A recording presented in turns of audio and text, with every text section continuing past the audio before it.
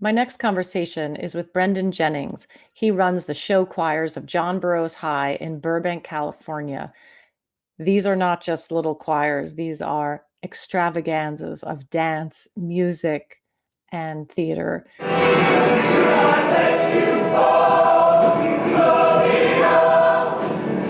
maybe you can remember yourself.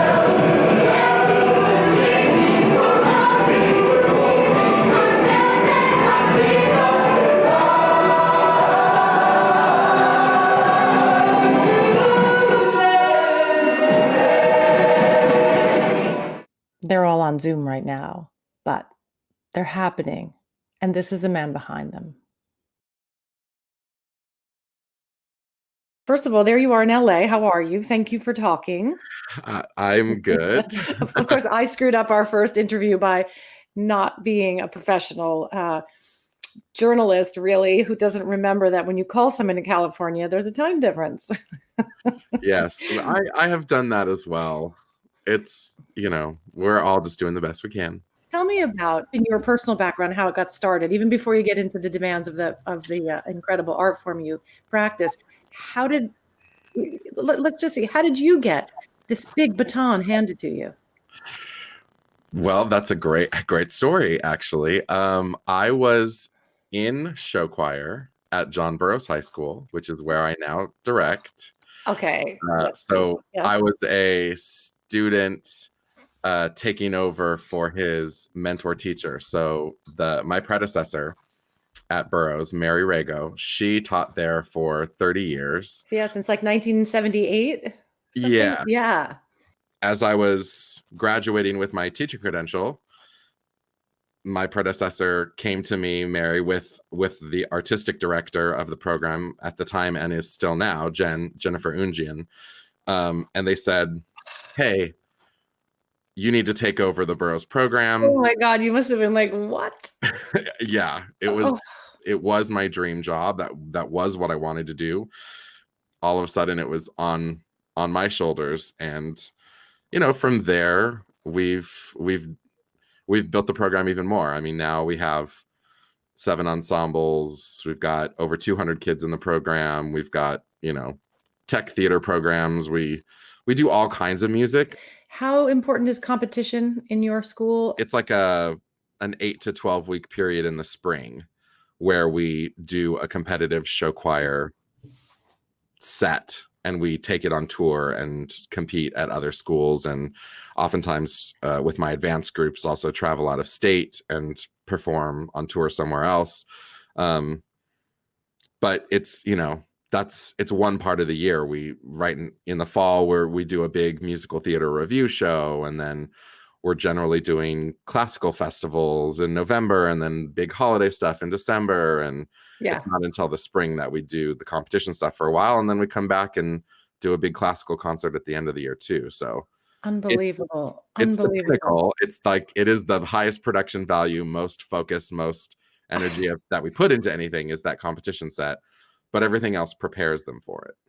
I've been watching so much YouTube of your work and of these kids, and I have so many questions for you. So, I mean, just knowing that you're located in California, how does being sort of in the heart of the movie world affect this work at all? Or is this really like Broadway and music and its own musical thing? Like I say Broadway because it's sort of the size of a Broadway production. It's what you pull off. It's unbelievable. I was showing my own children video yesterday. They were in shock.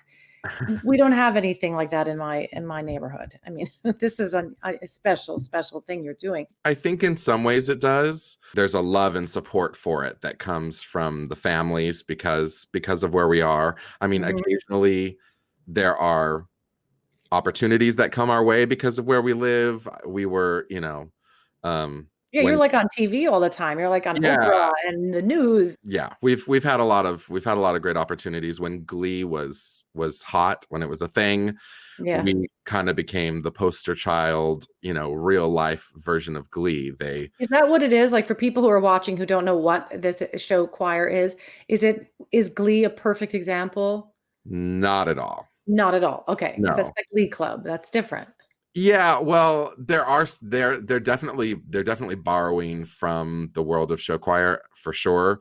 It's not the world of glee clubs either. Not that the world of glee clubs still super exists. It's more a cappella groups, I think, in the college campuses these days. Show choir, just define it for us. It's just obviously it's a group.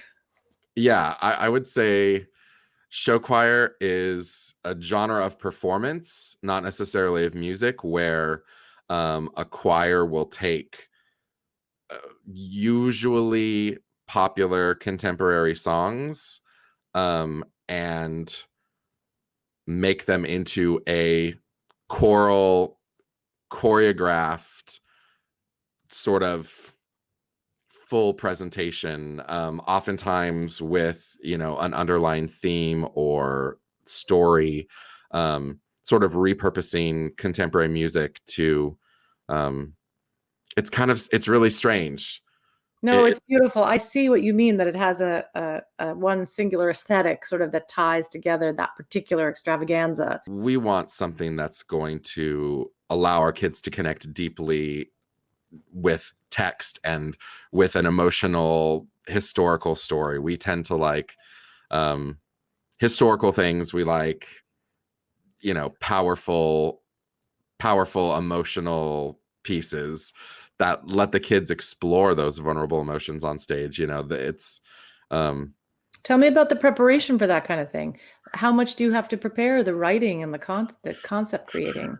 yeah, we probably spend almost a year Mm. prepping for those shows. The early stages obviously are just planning on the director side, choosing songs, choosing a theme. I mean, that the Haitian Revolution show was a voodoo, and we were originally going to do a voodoo show, and we're thinking like New Orleans voodoo. It's like an interesting aesthetic. And then when we did our own research, specifically my artistic director who designed that show, she, discovered the origins of voodoo when it was, Vodou, and it came from Haiti. And why did it exist? Well, it was sort of like a common language between slave populations that had different religions and different languages, and they couldn't communicate.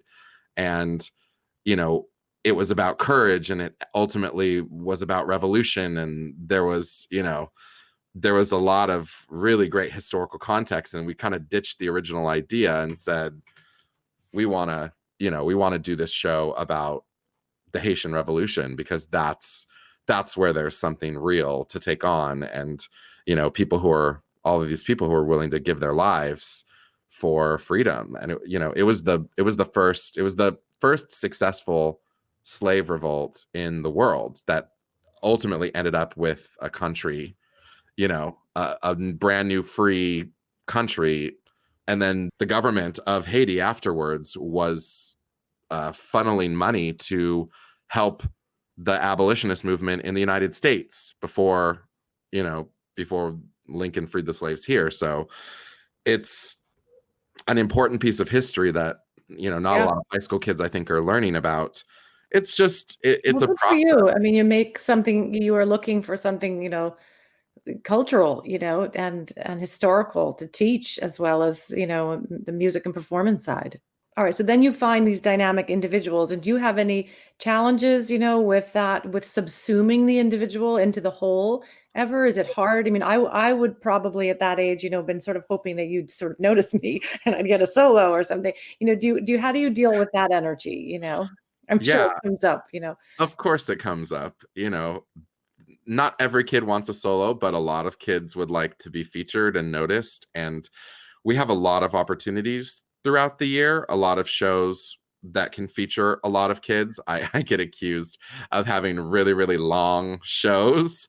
And I'm like, well, So do I, by the way. I have 7 ensembles and over 200 kids. So they we try to give a lot of opportunities. Obviously, there are coveted, parts that are leads.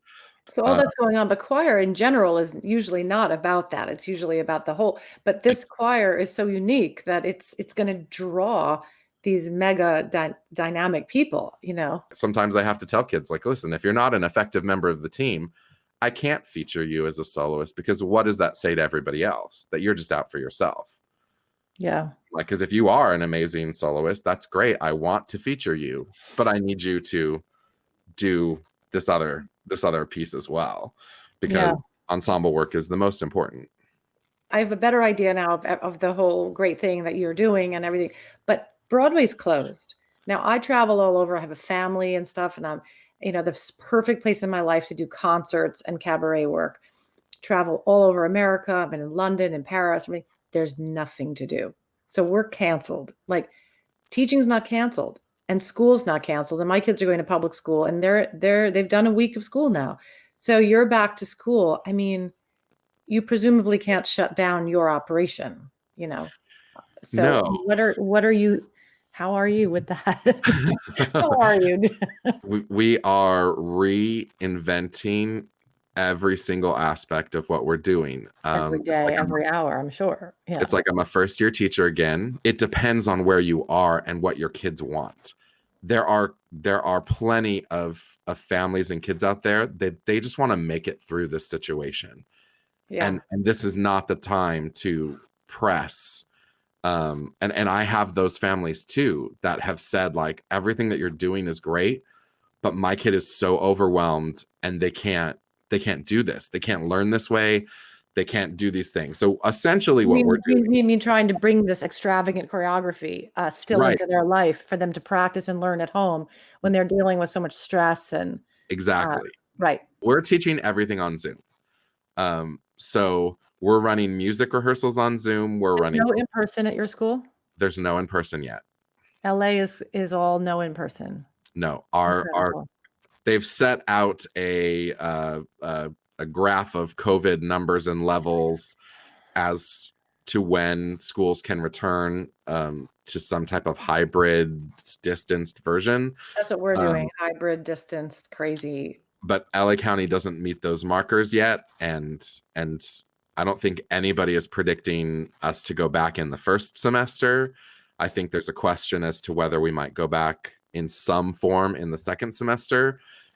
But I don't personally think that my classes are gonna meet any kind of guidelines, because the county and the state also have been looking at guidelines for singing. I don't even know that I'm allowed to do 14 feet apart, or would be when we go back. We'll kind of see what happens. I think outdoors is what they're saying. It might be possible, might be allowable for us. But you have like 100 kids on stage at once. I mean, the biggest group is 60. 58. Okay. Yeah. Which is still a lot. And just knowing my school, there isn't a space that exists. It would basically be the football field would be my option, and that's not going to happen. I'm not sure I would want that to happen, but I'm looking forward to in a world where kids could be on campus again, is the possibility that I could set up filming or recording situations for those kids, maybe one at a time or in small groups. Yeah, I thought you might say that. Okay.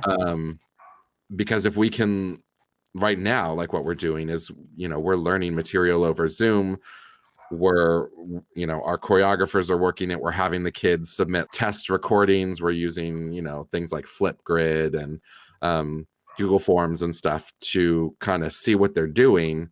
And then we're having them record these, final performance videos that we're ultimately going to edit together. And not every kid has high quality recording equipment in their homes.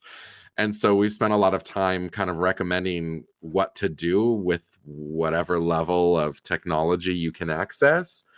But what would be great is if I could have a stationary recording setup and have the kids, walk into my space, and I could record them with high quality gear, which then we sanitize, and then they leave and the next kid comes in. And it would just, help us to kind of level the playing field for how kids are looking and sounding, or, me just having the ability to like coach them in person instead of typing comments into their recording and then submitting another recording, and then me typing more comments, and I still need you to fix this and do this. And Right, because you can't like Zoom rehearse and shoot every kid. That's 300 kids. right, the time factor is Oh my God. not on our sides. But Yeah. just this morning I was listening to performance recordings from Powerhouse, and the level of improvement from the first set of audio recordings to the second set just made my heart, grow. I was just like, oh, this is so much better than the last assignment, so that it gives me hope. So they're That leaning into their microphones more. They're understanding the camera a little better. they're They're starting starting to to figure out perform from their heart, the despite skills. the Zoom. Yeah. Yeah. And then how are the fires affecting you at the moment? Yes. I mean, talk about I mean, you're being a stuck singer and inside you're due to a pandemic, and then now to have the air quality so bad that instantly get a sore throat when you walk outside. If you start breathing the air, it's like trapped on top of trapped. I'm sorry. Yeah. So And a singer, I'm very aware of, I mean, of your body and every way for every human being, but we have to breathe, and now we can't breathe on each other. We can't breathe together. We can't breathe outside.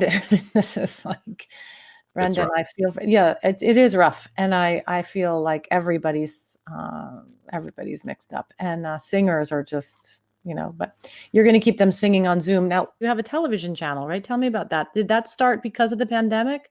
We did. Yeah. Tell me what. At the end of last year, everything was canceled, and we eventually kind of got the idea that if we start this Twitch channel, we have some end of the year events that we want to kind of do with the kids, so that there's something. We created like a senior showcase where the seniors got to kind of choose anything they wanted to perform or write or dance or poetry, and Yeah. just anybody who wanted to be showcased. And we did a show on Twitch, and that was technically mostly disastrous, and we didn't know what we were doing. I saw some of it. I liked it. I mean, it's funny. We're just talking about how the individual person, the soloist, now everybody's a soloist on their own Yes, and now Zoom. everybody is like very much on their own and has to do their own thing. Yeah. Yeah. So much for the other idea that we have to subsume ourselves and get into the group. Right now, we have to find our own voices and, lean forward. I guess we have to make that an asset in some way, even if it was, you're saying, a little bit chaotic at that time, but at least it was Yeah, a stage, and it was a first step for us. And we also did like a show choir competition with like 52 choirs from schools all over California on our Twitch channel right at the end of the school year. And it was more for like just closure for all of those groups. We were showing pre-recorded video. We were showing performances that had already happened before the pandemic. So Right. people could submit anything they wanted, and we alternated with interviews with directors and choreographers. But it was just kind of a way to get our community together one more time, and say like, this year was not totally ruined, and if you never got to see that group or that group or that group because that event was canceled and you didn't get to, you weren't there, here's all of our best work that we actually did. And now we did a 4-day event, and so we started to learn. And then I just realized, my kids are going to be stuck at home all summer. I might as well start doing weekly shows. The virtual choir thing is great, but it's not live performance. Yeah. And even though live performance at this point can basically only be one There's person nothing we at can a do. time, Yeah, there's nothing else you can do.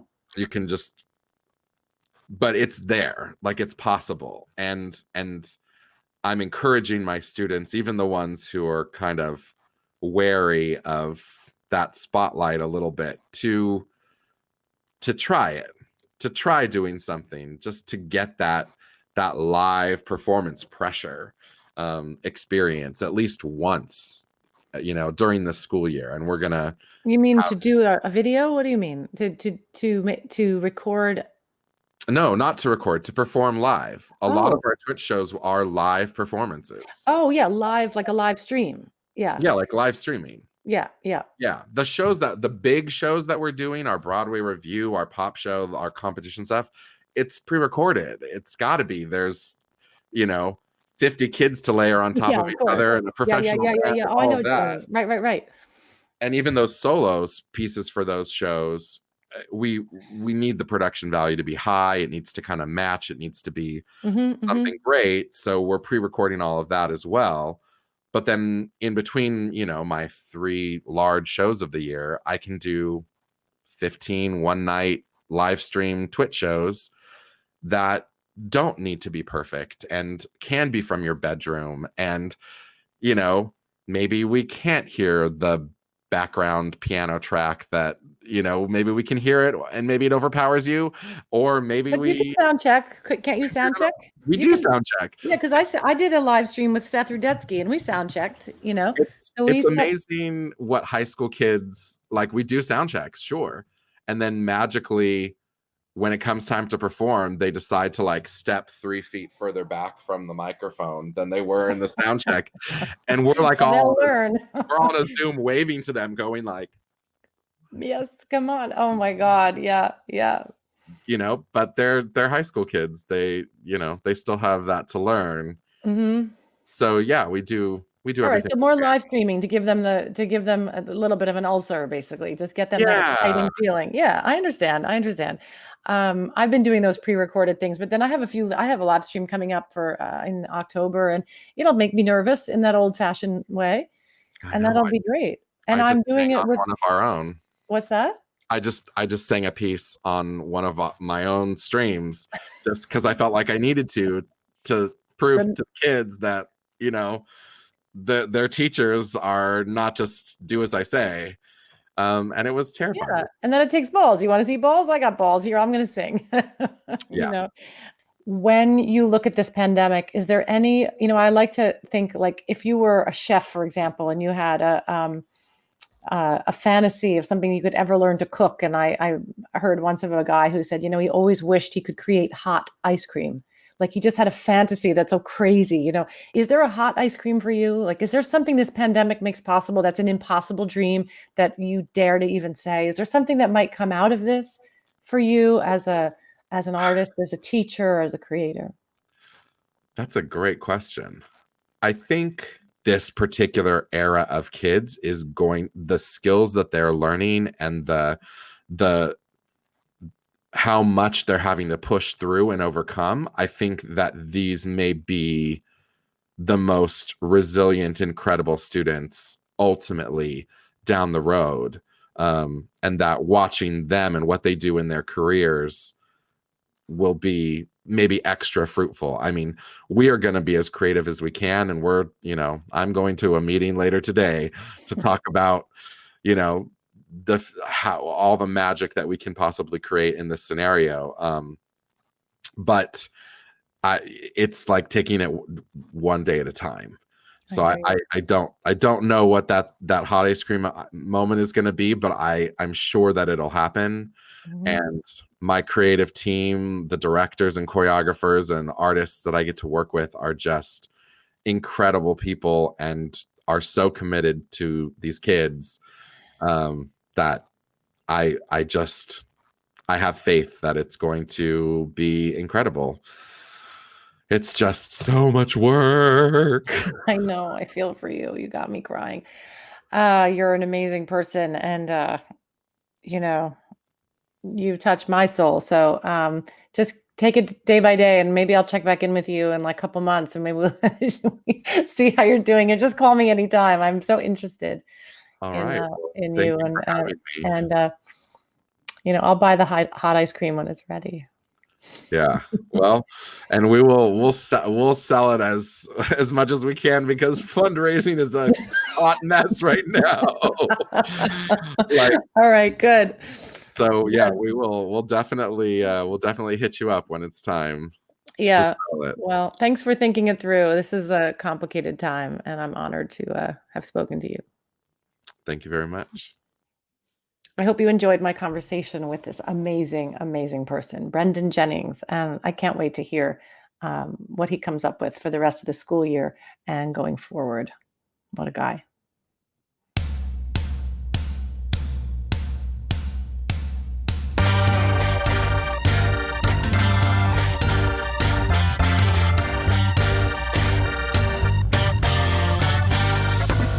What can be done when the world has lost its class? Wrecking ships for love of all things fast. No culture loves this need for speed avails. Swim the cold and show the sails.